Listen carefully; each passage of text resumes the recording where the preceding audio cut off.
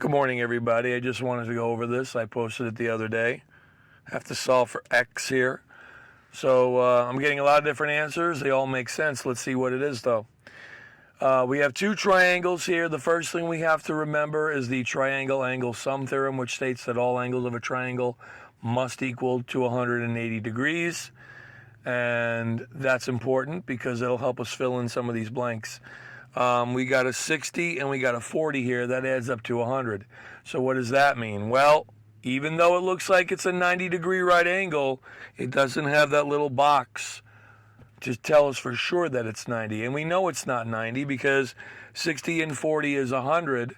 So this would have to be, based on the triangle sum theorem, this would have to be 80.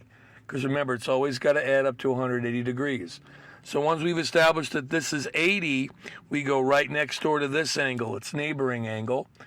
And we know that two angles that are next to each other like this are supplementary angles.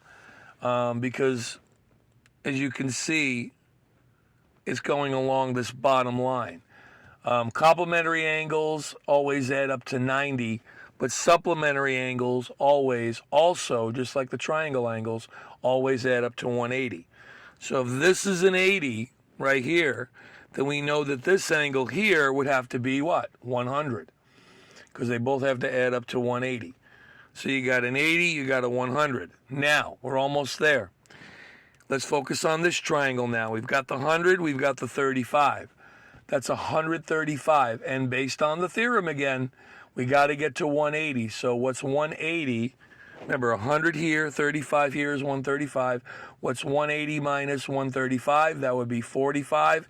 That tells me that this angle here is 45 degrees. Now, that rule of supplementary angles again, as you can see, if this is 45, then this angle here, the one we want, has to be the difference between 180 and 45. And that would be 135. So x is 135 degrees.